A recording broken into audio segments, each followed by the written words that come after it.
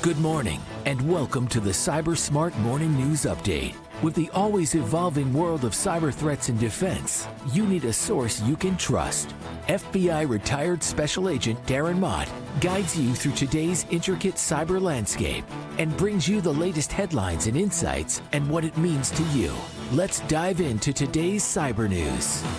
Good morning, friends. It is Monday, April 8th, 2024. This is the Cyber Smart Morning News Update. I'm your host, retired FBI Supervisory Special Agent Darren Mott. After a 2-episode miss, and I apologize for last week. Wednesday, I started doing the podcast, but I was suffering from a cold all week. And even though I had a nice radio voice, I'll be honest, with the cold, I still kind of do.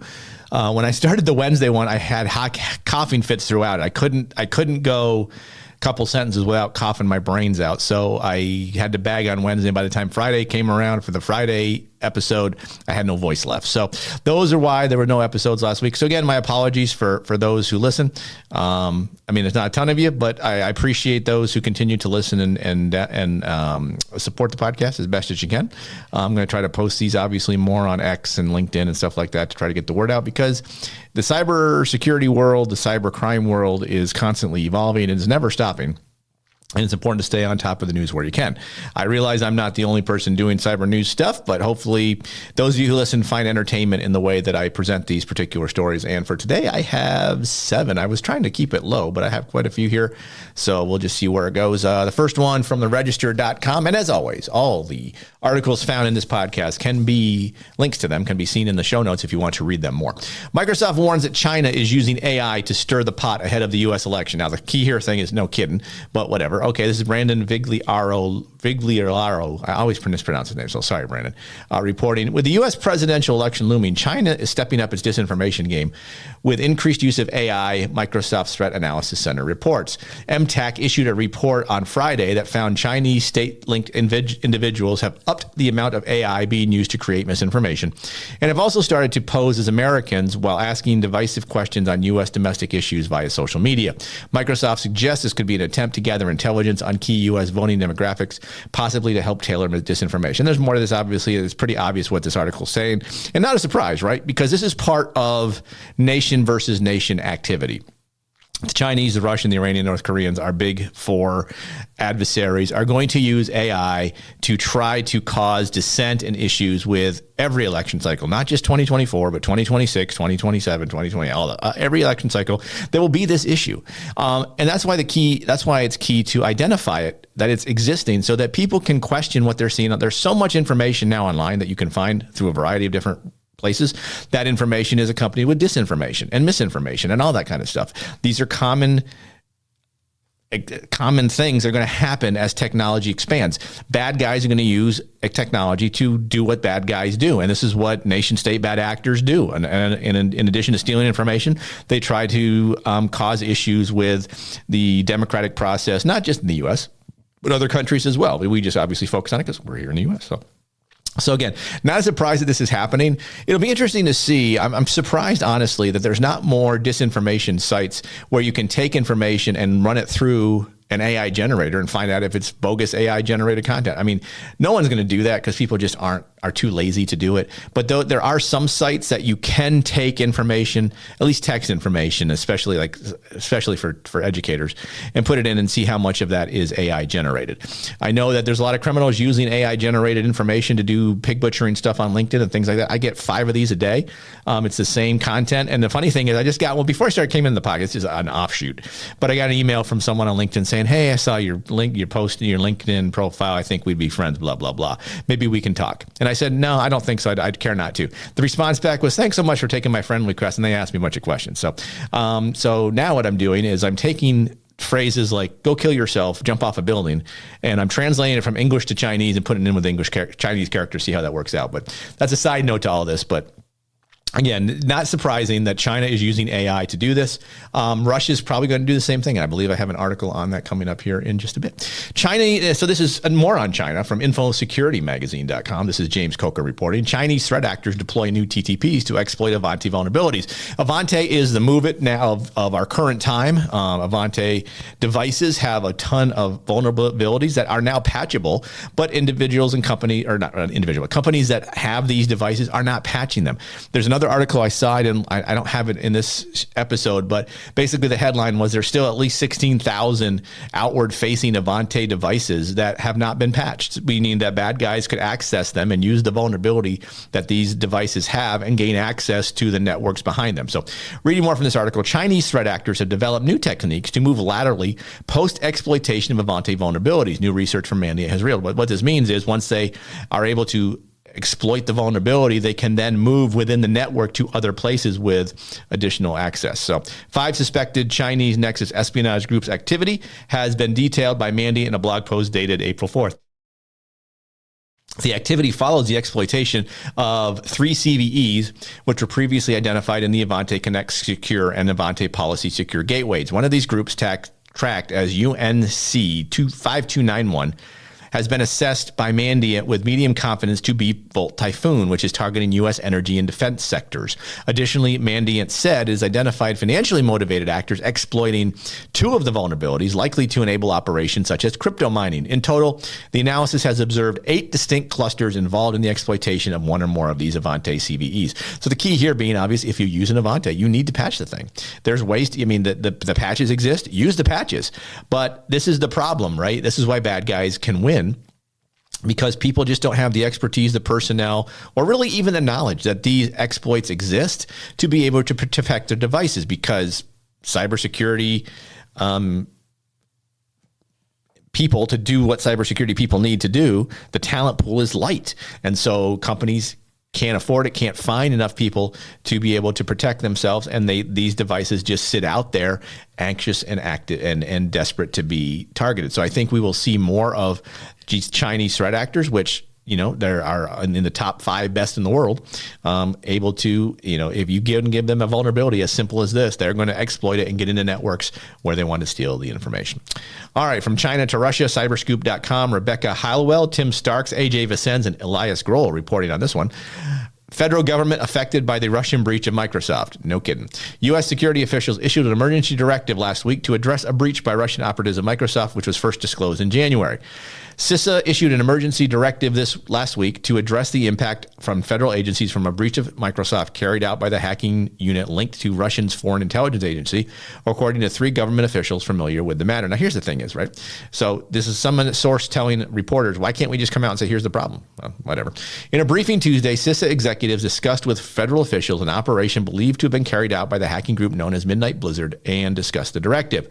Quote, CISA continues to provide guidance to federal, civilian, executive branch agencies regarding actions to secure accounts potentially placed at risk through the Midnight Blizzard campaign disclosed by Microsoft in January.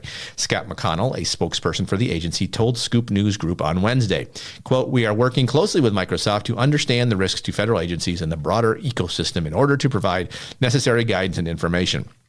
The thing here to understand, that they need to understand, they're always being targeted.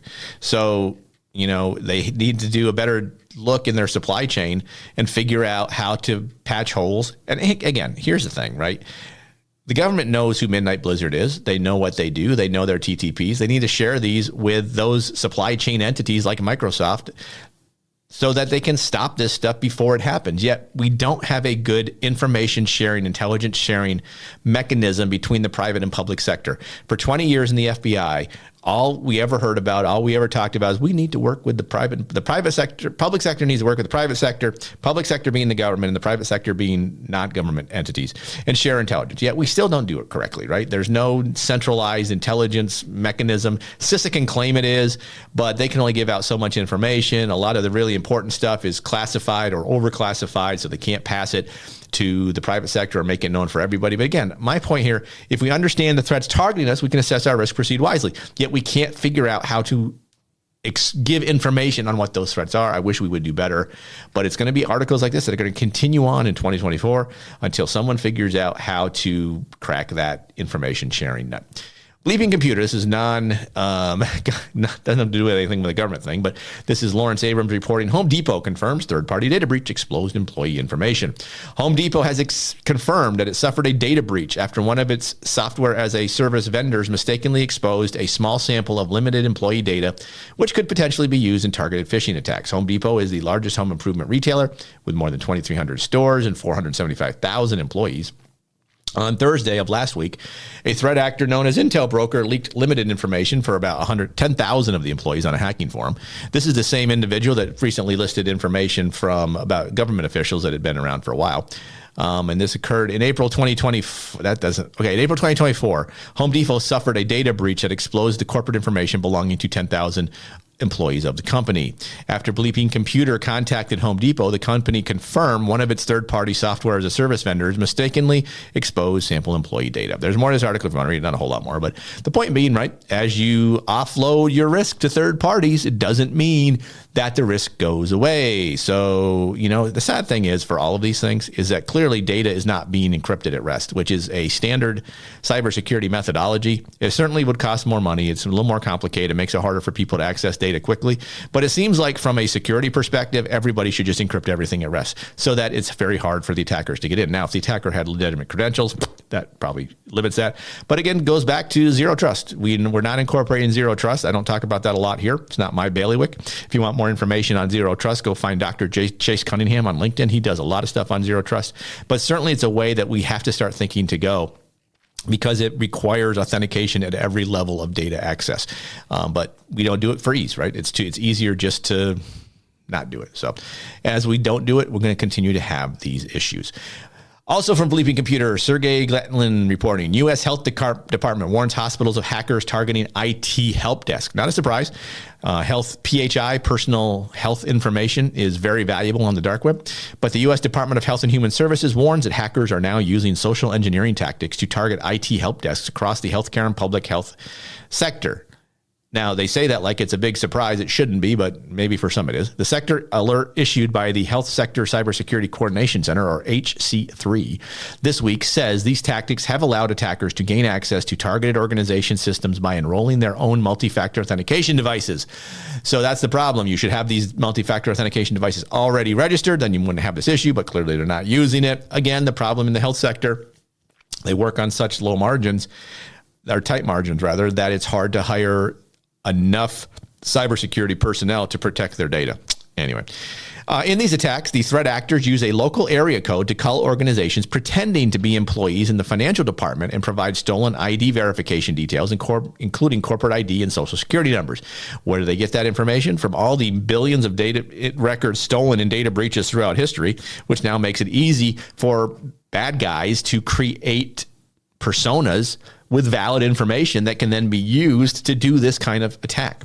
Using this sensitive information and claiming their smartphone is broken, they convince the IT help desk to enroll a new device in MFA under the attacker's control.